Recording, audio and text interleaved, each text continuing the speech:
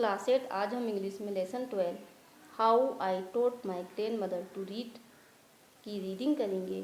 मतलब कैसे मैंने अपनी ग्रैंड मदर को पढ़ना सिखाया। इस स्टोरी में जो लेखिका है वह अपनी ग्रैंड मदर को पढ़ना लिखना सिखाती है। उनकी ग्रैंड मदर को पढ़ना लिखना नहीं आता था।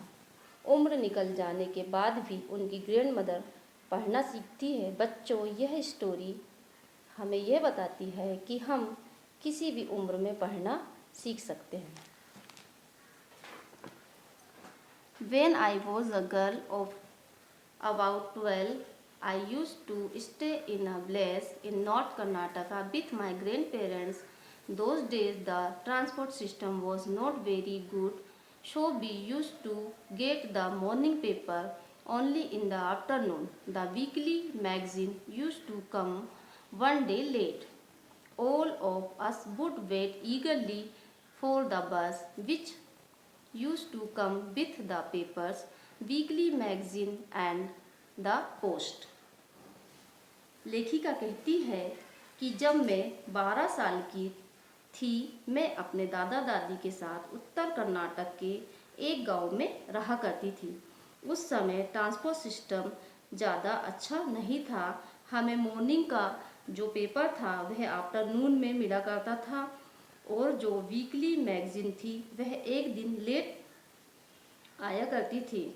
हम सब एक्साइटेड होकर बस का वेट किया करते थे जिसमें वीकली मैगजीन और पेपर्स आया करते थे।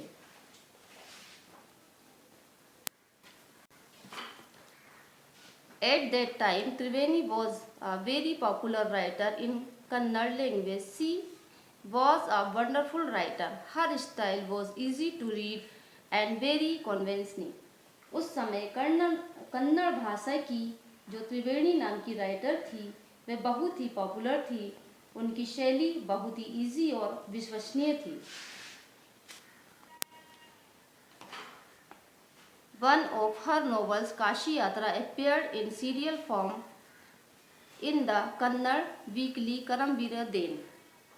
उनकी एक नोवेल काशी यात्रा वीकली करमवीर सीरियल फॉर्म में आ रही थी। उनकी स्टोरी काशी यात्रा में एक ओल्ड लेडी की स्टोरी थी। उनकी तीव्र इच्छाएं काशी और बनारस जाने की थी। अधिकतर हिंदू ऐसा मानते हैं कि काशी जाकर पूजा करने में परम पुण्य मिलता है। इस कहानी में ओल्ड लेडी थी, वह बिलीव करती थी और स्ट्रगल के बारे में इस नॉवल में भी वर्णन किया गया है। इस कहानी में अनाथ लड़की थी जिसे प्रेम हो जाता है लेकिन उसकी शादी के लिए पैसा नहीं होता है। एंड में जो ओल्ड लेडी होती है वह सेविंग किए गए पैसे काशी बिना जाए ही उस लड़की को दे देती है और कहती है कि अनाथ लड़की की जो खुशियां है वह भगवान विश्वेश्वर की पूजा करने से कहीं ज़्यादा इम्पोर्टेंट है। Thank you student.